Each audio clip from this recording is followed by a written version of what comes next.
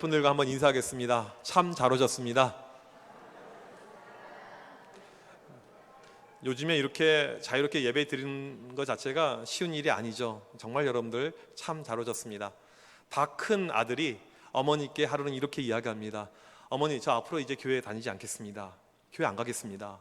했더니 이 어머니께서 그 이유가 무엇이냐 물어보니까 하는 이야기가 세 가지 이유가 있습니다. 첫 번째로는 저도 주일날 남들처럼 늦잠 자고 싶습니다. 푹 자고 싶습니다.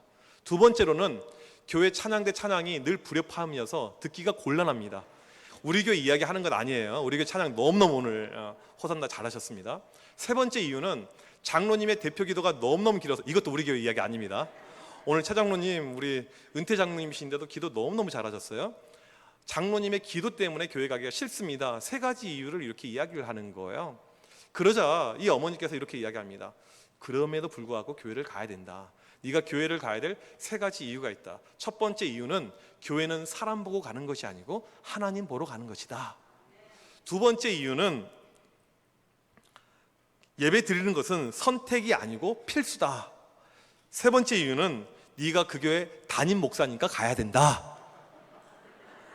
좀 늦게 웃으시네요. 확실히 일부랑은 좀 이렇게 연령에서 주는 인터벌이 있습니다.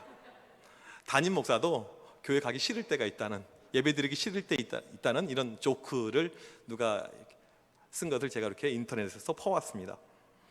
오늘부터 몇 주간 가정에 대한 설교를 하게 됩니다. 이 가정에 대한 문제는 상당히 어렵습니다. 비단 목회자라고 할지라도 목회자 가정조차도 상당히 이게 어려운 문제입니다. 제가 존경했던 고 오카는 목사님을 보게 되면 한국 교회사에 길이 남을 만한 참 많은 훌륭한 일들을 하셨지만 가정 문제가 나오게 되면 옥 목사님이 하실 말씀이 없으셨습니다. 미국에 유학할 때 혼자 가셨어요. 자녀들을 사모님이 다 케어하고 뒷바라지 다 하고 모든 것을 사모님이 다 하셨습니다. 그리고 유학 끝나고 한국에 와서 목회를 하시는데 너무나도 목사님 목회 일정이 바쁘고 힘드셔서 식구들끼리 가족 사진 찍을 시간조차도 없었던 거예요.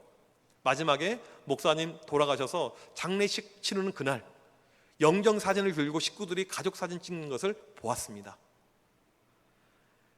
이 가족에 대한 부분이 참 어렵습니다. 최근에 읽은 완벽한 부모는 없다라는 책에 보니까 이런 내용의 글귀가 있었습니다.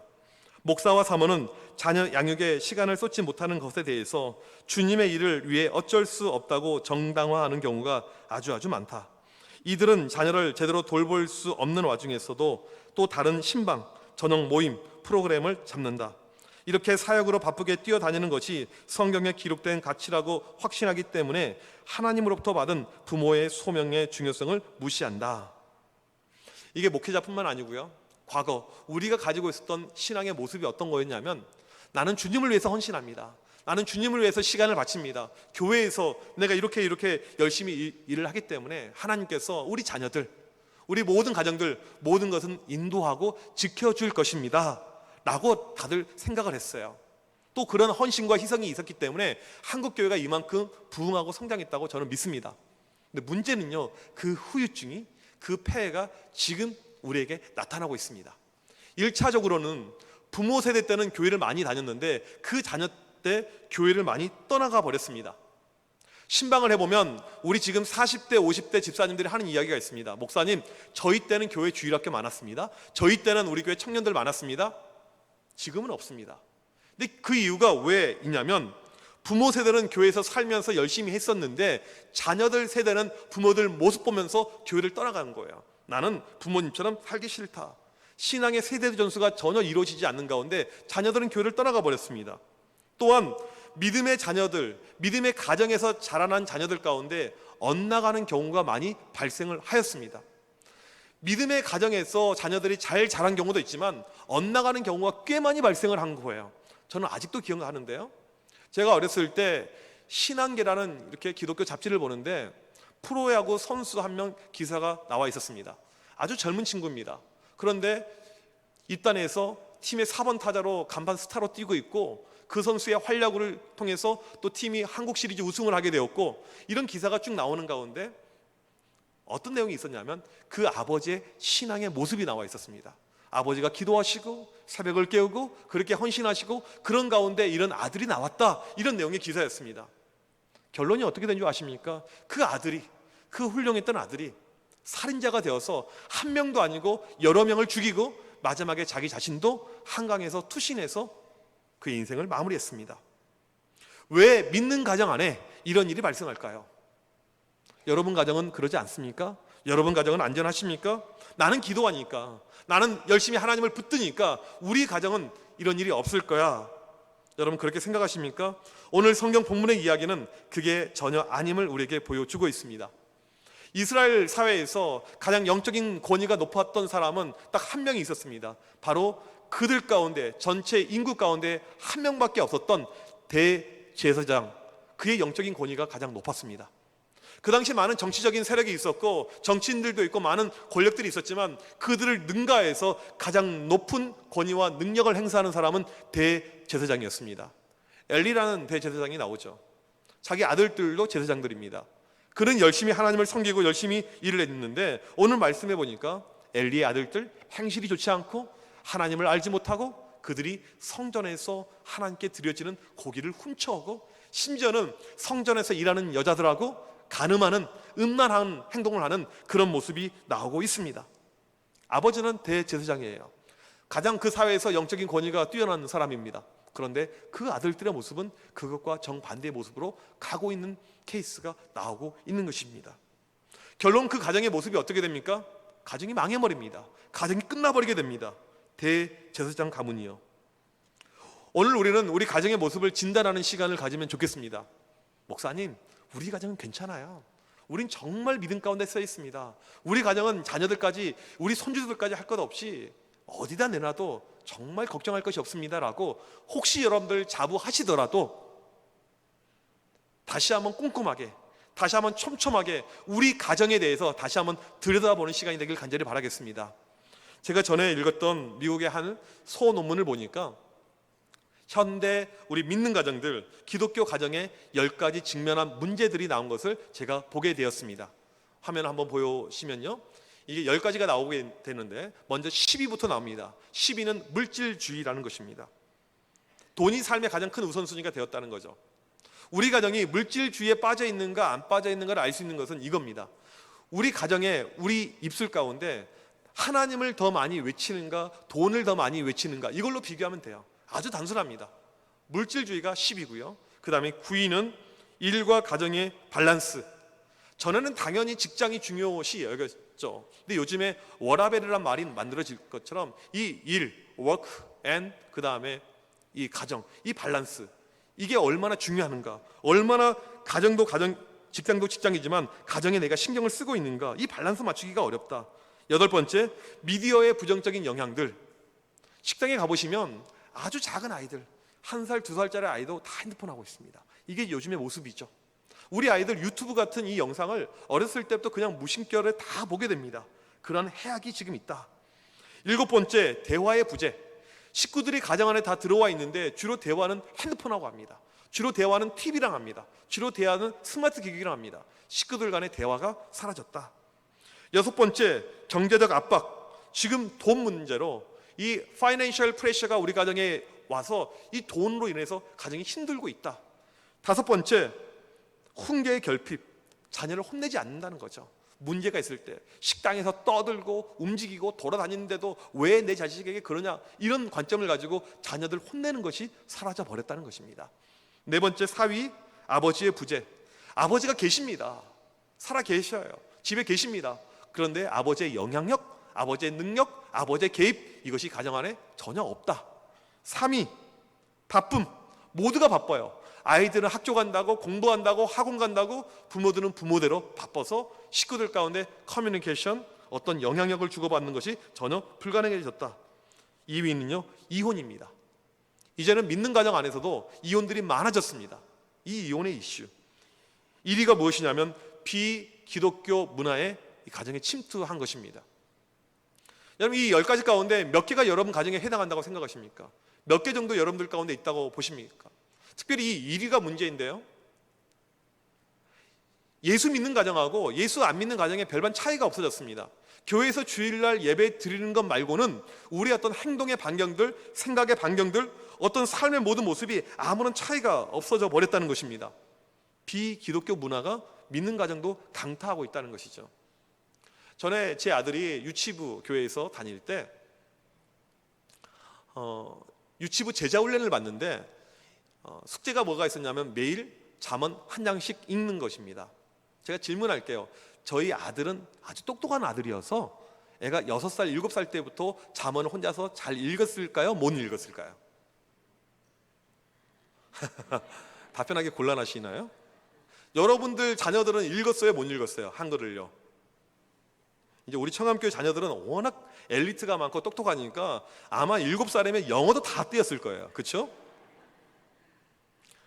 이 아이들이, 유치원생들이 글을 이렇게 읽는 것이 이게 쉬운 일이 아니죠. 특별히 성경을 이렇게 읽는 것이요. 그래서 제가 하루에 한 장씩 이 아이 성경을 이렇게 읽어줬습니다. 근데 어떻게 읽었냐면 제가 한 소절 읽으면 아이가 따라서 읽는 거예요. 잠언 1장 1절을 읽는데 제가 다윗의 아들 그러면 다윗의 아들, 이스라엘 왕 솔로몬의 잠언이라, 솔로몬의 잠언이라, 이렇게 해요. 이렇게 읽으면요, 문제가요, 시간이 무지 오래 걸려요. 성경 한 장 읽는데 얼마 안 걸리는데 이렇게 읽으니까 30분 40분 어우 미치고 환장하겠는 거예요. 나도 피곤한데, 나도 쉬고 싶은데 지금 내가 이거 뭐 하고 있는 짓이? 막 화가 올라오는 거예요. 처음에요. 물론 끝까지 다 읽었습니다. 제가 그때 무슨 생각이 들었냐면요, 목사도 집에서 아이 성경 한 장 읽어주는 것이 힘든데 가정 안에서 우리 자녀들에게 영적인 것을 주고 있는 부모가 얼마나 될까, 이런 마음이 들었습니다. 가정 안에서 우리 아이들하고 매일 영적으로 소통하는 가정이 얼마나 될까, 이런 생각이 들었어요. 제가 볼 때는 거의 없을 것 같아요. 우리는 주일날 우리 아이들 주일학교 가니까 이걸로 됐지라고 생각하는데 그것 말고 일주일 동안 살아가는 것은 부모들인데 우리 자녀들에게 어떤 영향력을 주고 있는가, 제가 볼 때는 없는 것 같아요. 여러분 가정은 어떠십니까? 영적으로 어떤 상태라고 생각하십니까? 여러분 가정 아직도 문제가 없다고 생각하십니까? 오늘 우리가 알아야 될 것, 우리 가정의 상황들, 성경에서 말해주는 현실이 무엇인지 여기에 대해서 몇 가지 짚어보려고 합니다. 먼저 첫 번째로는 이 세상에 완벽한 가정은 없다는 것입니다. 교회가 어떠한 곳입니까? 거룩한 곳입니다. 하나님의 전이라고 이렇게 이야기를 하죠. 그래서 교회 안에 문제가 되는 이야기를 하기가 어려워요. 잘못하면 구설수에 오르게 내리게 됩니다. 교회 다니는 가정의 자녀들, 특별히 중직자 자녀들 가운데 안 좋은 이야기가 나오기는 좀 어렵습니다. 좋은 이야기 나오기를 우리는 기대하죠. 하지만 삶의 형편을 보게 되면요, 좋지 않은 일이 믿음의 가정에도 나올 때가 있습니다. 현실 속에서 들어가 보면 모든 가정의 자녀들이 다 잘 돼야 되는데 우리 집 아이는 학교 생활이 어려워요. 학교에서 폭력을 행사했습니다. 그래서 학교에서 정학을 당하고 학교에서 퇴학을 당했습니다. 우리 자녀는 또 직장에서, 회사에서 문제가 돼서 회사에서 잘렸어요. 해고를 당했습니다. 교통사고를 내고 남에게 피해를 줬습니다. 이런 일이 발생할 수가 있고요. 심지어는 우리 딸은 지금 대학교 다니고 있는데 임신을 했어요. 이런 문제가 믿음의 가정 안에도 만들어질 수가 있다는 것이죠. 가정은 하나님께서 가장 먼저 만든 1차적인 공동체입니다. 교회보다 먼저 만든 것이 가정입니다. 인류가 타락하기 전에 가장 먼저 세운 것이 이 가정이에요. 완벽한 거죠. 문제가 전혀 없어야 되는 것이죠. 하지만 우리의 가정의 면모를 들여다보면 문제가 무척 많습니다. 왜요? 우리 인류에 죄가 들어왔거든요. 죄가 들어오면서 모든 가정은 다 무너지게 되었습니다. 로마서 3장 9절에 보니까 유대인이나 헬라인이나 다 죄 아래에 있다 나옵니다. 세상 어디에도 완벽한 가정은 존재할 수가 없습니다. 우리의 죄로 인해서, 부모의 죄, 자녀의 죄, 모든 죄로 인해서 완벽한 가정은 없다는 것입니다. 두 번째로 우리가 알아야 될 것은 무엇이냐면 부모들이 자녀들을 양육할 때 착각을 많이 한다는 것입니다. 어떤 착각을 하냐면 자녀를 내 거라고 생각을 해요. 내 소유물이라고 생각을 합니다. 그래서 내 방식으로 키웁니다. 엄청난 압박감과 부담을 가지고 있지만 내가 가지고 있는 걸로 인해서 투자를 엄청나게 합니다. 부모의 욕심이 들어가 있는 거죠. 동시에 보상 심리가 들어갑니다. 내가 널 위해서 그렇게 헌신했는데, 그렇게 투자했는데 너 이 정도 대학은 가야지, 이 정도 성공을 해야 되지, 이런 마음이 들죠. 근데 이게 착각이란 거죠. 성경 어디에도 부모가 자식 거라는 말씀이 없습니다. 부모가 해서 이 아이가 태어났지만 이 자녀는 부모의 것이 아니라는 것입니다. 성경에서는 부모는 잠깐 맡은 사람에 불과한다. 시편 127편 3절에 보니까 보라, 자식들은 여호와의 기업이요 자식은 부모의 기업이 아닌 하나님의 기업이라고 성경은 말해주고 있습니다. 이것을 놓치면 자녀 양육에 있어서 무조건 실패하게 됩니다. 내 것, 내 자녀, 내 방식. 그런 가운데 이 부모 안에 어떠한 욕구가 들어가냐면 성공에 대한 욕구가 들어가야 됩니다. 자녀를 성공을 시켜야 되는 거예요. 이게 자녀의 성공이 내 성공이 되는 것이죠. 그래서 이 자녀들을 자꾸 어디에다 맡기는 것을 좋아합니다. 위탁을 좋아해요. 오늘 또 우리 자녀들 가운데 누군가가 대신 돌보고 있는 경우가 발생할 수가 있게 되는 것입니다. 그런 착각이 우리 가운데 있는 것이죠. 세 번째로 부모들이 자녀를 많이 모르고 있습니다. 몇 년 전에 대구에서 중학생 한 명이 아파트에서 수신해서 목숨을 끊는 사건이 있었습니다. 아주 사회적인 파장이 컸던 사건이었는데 그 이유가 무엇이냐면 학교에서 친구들한테 폭력을 당해서 왕따를 당하는 가운데 이런 불상사가 일어났기 때문에 그렇습니다. 이제 그 아이에게 이 해코지했던 아이들, 정말 악한 아이들이죠. 못된 아이들이죠. 나중에 이 가해자의 아이의 엄마가 인터뷰한 내용을 보았습니다. 이 폭력을 행사한 아이의 엄마가 뭐라고 이야기했냐면 평소 때 아이를 잘 살피지 못한 것이 가장 후회가 됩니다. 이런 아이인 줄 몰랐어요. 우리 부모는 자녀들을 의외로 많이 모릅니다. 우리는 안다고 생각해요. 내가 가장 많이 안다고 생각합니다. 그런데 자녀를 가장 객관적으로 알지 못하는 것이 부모일 수 있다는 것입니다. 특별히 모르는 것은 무엇이냐면 자녀의 죄성을 우리가 몰라요. 사람은 태어나는 순간부터 죄를 가지고 태어납니다. 여러분 자녀들이 책상에 앉아 있었을 때 컴퓨터를 하고 있을 때 어떠한 생각 가운데 있는지 그들의 내면이 어떠한지 알 수가 있다고 생각합니까? 목사님 아니에요. 우리 아이는 정말 신실해요. 집에서도 성경 필사를 하고 있고요. 집에서도 매일 큐티를 빠지지 않고 있고요. 집에서 무릎을 꿇고 기도하고 있고요. 그렇게 이야기할 수는 있겠지만 자녀들 가운데 부모에게 보이기 위해서 충분히 그런 행동이 가능하다는 것입니다. 인간은 가르치지 않아도 부정적인 것을 가지고 태어납니다. 시편 36편 3절에 보니까 그의 입에서 나오는 말은 죄악과 속임이라. 우리 자녀들 가운데 나오는 것은 죄악과 속임이다. 이게 성경에서 말하고 있는 내용입니다. 우리는 시간을 내어서 우리 자녀들 내면에 들어가 봐야 되고 어떠한 생각 가운데 어떠한 모습 가운데 살아가는 것을 볼 필요가 있습니다. 저를 포함한 우리 부모들은요, 우리 부모님들은요 자녀를 너무나도 모릅니다. 믿음의 가정은 더 그럴 수 있어요. 왜요? 우리는 좋은 척을 해야 되거든요. 믿음 있는 척, 신앙 좋은 척, 자녀들 잘된 척, 행실이 바른 척, 괜찮은 척, 이것을 가리켜서 미덕이라고 우리 사회에서는 이야기를 하죠. 어느 청년 대형 집회에서 청년들에게 설문조사를 했습니다. 당신을 고통스럽게 하고 화나게 하는 것이 무엇입니까? 청년들 63%가 부모라고 답변했습니다. 집에서 부모에게 그렇게 이야기하진 않겠죠. 하지만 그들의 내면에 들어가 봤더니 부모가 싫은 거예요. 오늘 또 나를 분노 가운데 치밀게 하는 것은 바로 우리 부모다. 그렇게 이야기를 할 수 있다는 것입니다. 네 번째로 우리 가정은 우리의 치부를 드러내게 합니다. 믿는 가정이라고 할지라도 우리의 치부가 가정 가운데 드러나는 경우가 많이 있다는 것입니다. 폭풍 속의 가정이라는 책에 보니까 이런 스토리가 적혀져 있었습니다. 이 책을 기록한 목사님이 하루는 자녀들과 함께 고속도로를 운전하면서 달리고 있었습니다. 미국 고속도로 달리다 보면 우리나라도 마찬가지지만 중간중간에 이렇게 홍보 간판이 많이 나와 있습니다. 그 중에 버드와이저라는 광고가 쭉 나와 있는 거예요. 버드와이저. 버드와이저가 뭐냐면 미국의 유명한 맥주 회사입니다. 아들이 물어봐요. 아빠, 저 광고가 뭐예요? 물어봤어요. 그런데 이 아이에게 어렸을 때부터 저건 맥주 회사인데 아주 맛있는 맥주를 파는 회사야. 이런 말들, 어떤 설명들 하는 것 자체가 싫어서 이렇게 답변을 했습니다. 저건 사람들이 많이 마시는 음료수의 이름이야. 이렇게 얘기해 줬습니다. 몇 주가 흘렀어요. 이 어린 아들이 교회에서 나이 드신 이 노인들하고 대화를 나누고 있습니다. 아빠가 가봤어요. 이 아이가 이렇게 이야기합니다. 할아버지, 우리 아빠가 좋아하는 음료수가 뭔지 아세요? 버드와이저예요. 저는 저희 집도 그럴까 봐 매우 심히 걱정이 됩니다. 목장 교회 모임, 앞으로 우리 교회에서 아주 중요한 이 모임이 될 텐데요. 이 모임이 주는 유익이 무엇이냐면 교회에서 자꾸 감추고 숨기는 이런 모임이 아니고 자꾸 우리의 치부를 드러내는 모임이 되는 것입니다. 그럴 때 은혜가 넘치는 거예요. 하나님의 은혜는 절대로 우리의 약점을 감출 때 나타나는 것이 아닙니다. 우리의 약함이 드러날 때, 부족함이 나타날 때 오히려 하나님의 은혜가 임하게 되는 것입니다. 우리 교회 분위기는요, 우리 공동체의 분위기는요, 우리 목장의 분위기는요, 이 모임을 하게 되면 자꾸 자랑을 하고 자꾸 무슨 좋은 이야기를 하고 뛰어난 이야기를 하고 이런 모임, 우리가 그런 방향성을 갖는 것이 아니고요, 우리의 약함을 오픈하는 모임인 거예요. 우리의 부족함을 오픈하는 모임인 거예요.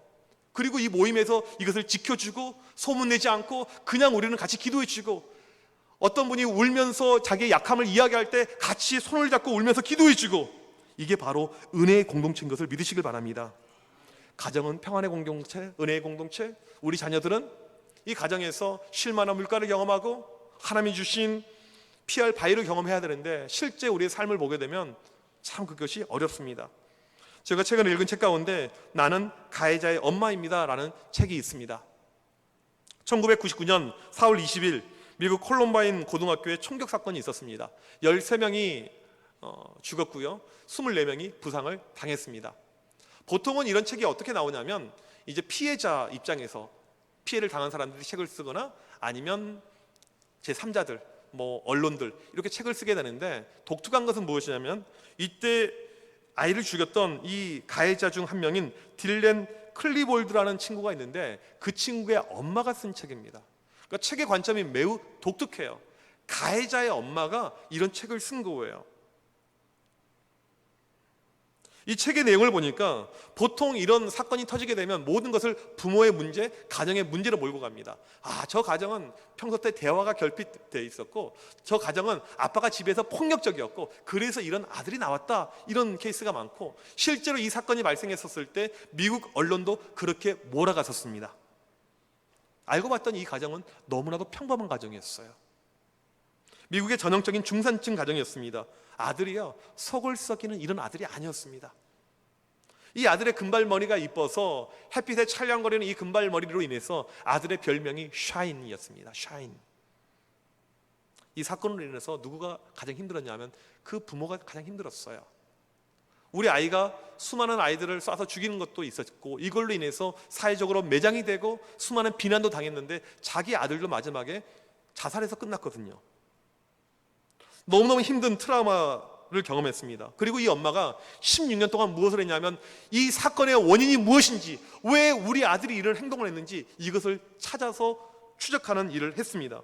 그가 무엇을 놓쳤는지, 우리 아들 모습 가운데 내가 무엇을 몰랐는지 16년 동안 이것을 찾아 헤매는 거예요.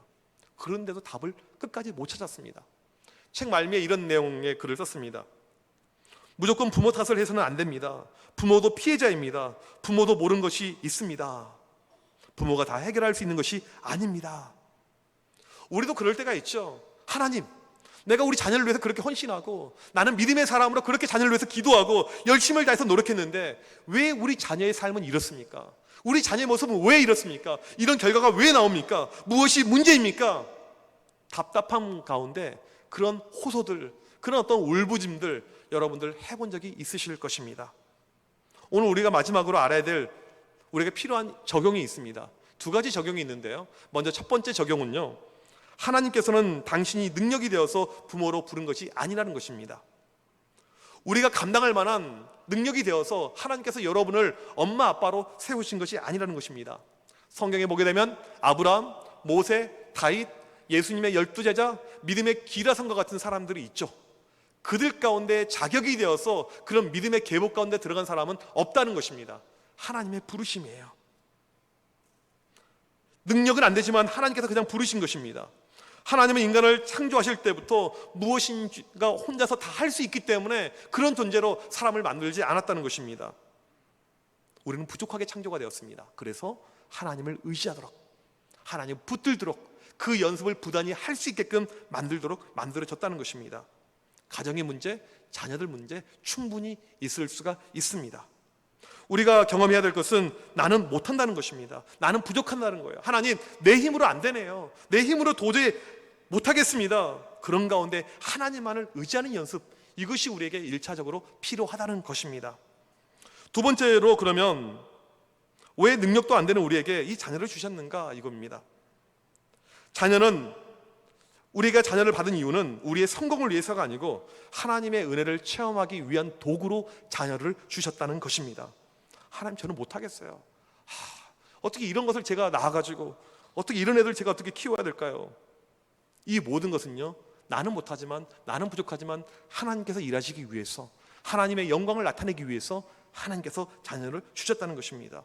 최고의 부모가 누군 줄 아십니까? 최고의 부모는요, 어떤 능력이 뛰어나고요, 사회적인 입지가 확실하고요, 나는 충분히 할 수 있다는 이런 자신감 있는 부모가 아니고, 내가 능력이 없고 정보가 없고 끊임없이 나의 부족함을 인정하면서 먼저 무릎 꿇는 부모가 최고의 부모라는 것입니다. 우리가 가지고 있는 부족함은 절대 문제가 아닙니다. 오히려 부족함을 인정하는 것이 필요해요. 하나님, 저는 부족하네요. 저는 연약하네요. 저는 못하겠습니다.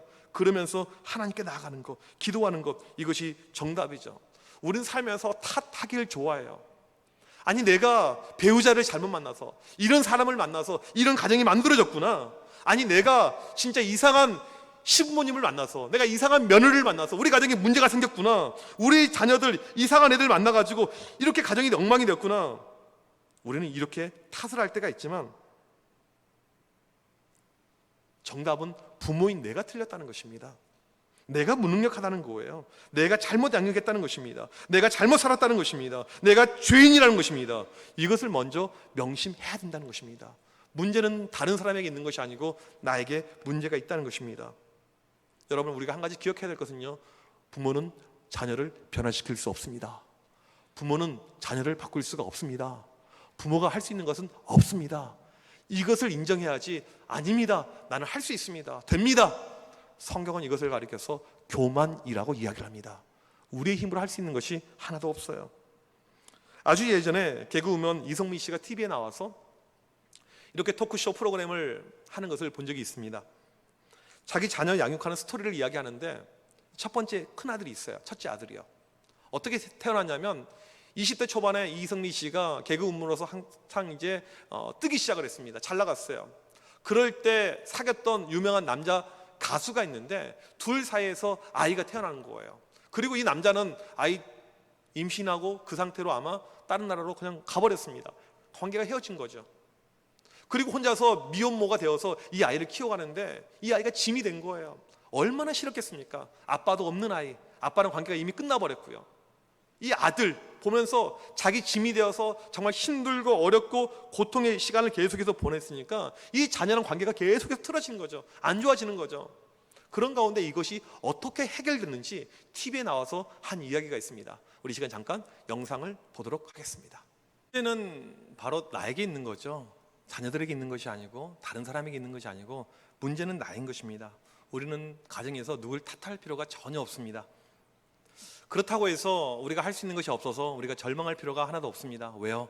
우리 믿는 자들에게, 우리에게는 바로 하나님이 계십니다. 도와주시려고 함께 하시기 위해서 하나님이 계십니다. 우리는 연약하지만, 우리는 부족하지만 우리가 하나님을 붙잡는 가운데 우리 자녀의 문제들, 가정의 문제들 해결될 수가 있는 것이죠.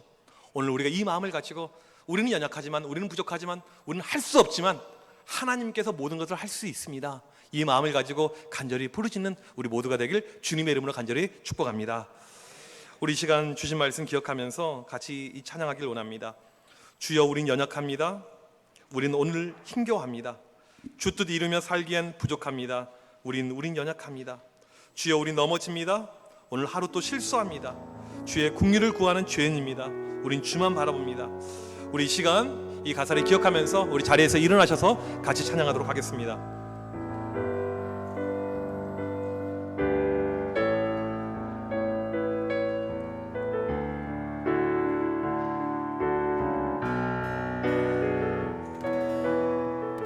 주여, 우린 연약합니다. 주여, 우린 연약합니다. 우린 오늘을 힘겨워합니다. 오늘을 힘겨워합니다. 주 뜻 이루며 살기엔 부족합니다. 우린 연약합니다. 우린 연약합니다. 주여, 우린 넘어집니다. 주여, 우린 넘어집니다. 오늘 하루 또 실수합니다. 오늘 하루 또 실수합니다. 주의 긍휼을 구하는 죄인입니다. 우린 주만 바라봅니다. 주만 바라봅니다. 한없는 주님의 은혜, 한없는 주님의 은혜 온 세상 위에 넘칩니다. 온 세상 위에 넘칩니다. 가릴 수 없는 주 영광, 가릴 수 없는 주 영광 온 땅 위에 충만합니다. 온 땅 위에 충만한 주님만이 길이오니, 주님만이 길이오니 우린 그 길 따라갑니다. 우린 그 길 따라갑니다. 그날에 우리를 이루실, 그날에 우리를 이루실 주는 완전합니다.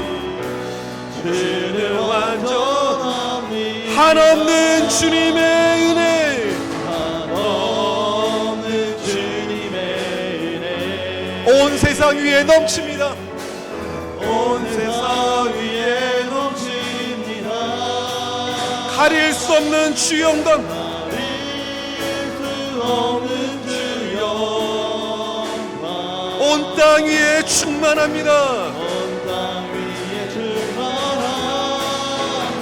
주님만이 길이오니, 주님만이 길이오니 우린 그 길을 따라갑니다. 우린 그 길 따라갑니다. 그날에 우리를 이루실, 그날에 우리를 이루실 주는 완전합니다. 주는 완전합니다. 우리 시간 합심하여 기도하겠습니다. 하나님, 우리 가정의 문제가, 우리 자녀의 문제가 다른 데 있지 않고 바로 나에게 있습니다.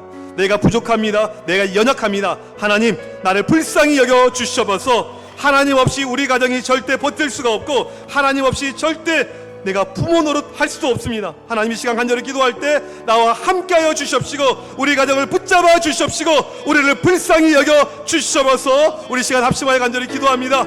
하나님 아버지, 시간 앞에 간절히 기도할 때 우리를 불쌍히 여겨 주시옵소서. 우리를 긍휼히 여겨 주시옵소서. 우리는 부족합니다. 우리는 연약합니다. 우리의 힘으로, 우리의 능력으로 하나님 이 모든 것이 전혀 되지 않음을 고백합니다. 이 시간 간절히 기도할 때 하나님의 놀라운 하나님 은혜가 필요합니다. 주여, 은혜로 함께하여 주시옵소서. 주여, 은혜로 채워 주시옵소서. 간절히 기도할 때 우리를 불쌍히 여겨 주시옵소서. 우리를 긍휼히 여겨 주시옵소서.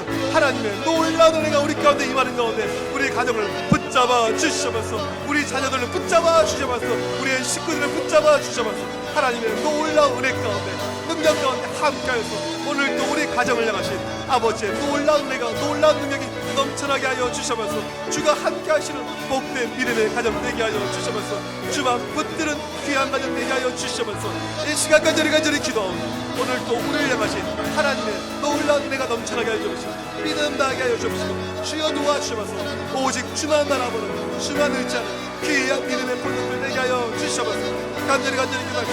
하나님의 놀라신 역사, 믿음의 역사 넘쳐나게 하여 주옵소서. 오직 주님의 은혜 가운데, 믿음 가운데 날아가게 하나님 도와주시옵시고 하나님 역사하여 주옵소서. 주만 바라보게 하여 주옵소서. 주만 의지하고 주만 신뢰하게 하여 주옵소서. 그런 가운데 가정의 기도하는 분을 살아시게 하여 주옵소서. 주가 주신 힘을 내옵소서. 나는 부족하지만, 나는 못하지만 하나님 하여 주옵소서. 하나님 역사하여 주옵소서. 주가 주신 힘과 능력 가운데, 권능 가운데 달려나가는 우리가 되게 하여 주옵소서. 이 시간 간절히 기도 하나님 역사, 주여 우리 가정을 살아보시고 우리가 만들게 하옵소서. 주의 놀라운 은혜가 귀한 복들을 하나님 주옵소서.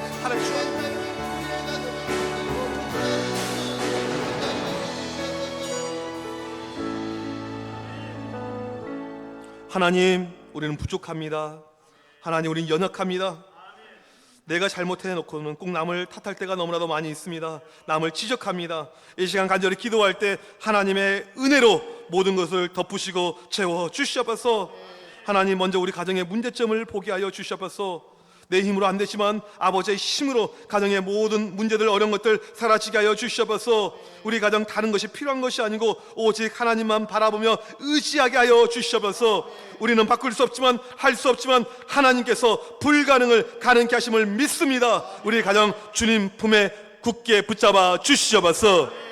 지금은 우리 주 예수 그리스도의 크신 은혜와 하나님 아버지의 무한하신 사랑하심과 성령님의 위로 교통하심이 내 힘이 아니고 오직 아버지 힘 가운데, 아버지의 능력 가운데, 하나님 아버지께서 우리 가정을 붙잡는 가운데 변화시키고 새롭게 할 것을 믿는 이 자리에 함께한 온 믿음의 권속들 머리머리 위에 지금부터 영원토록 함께 있을지어다. 아멘.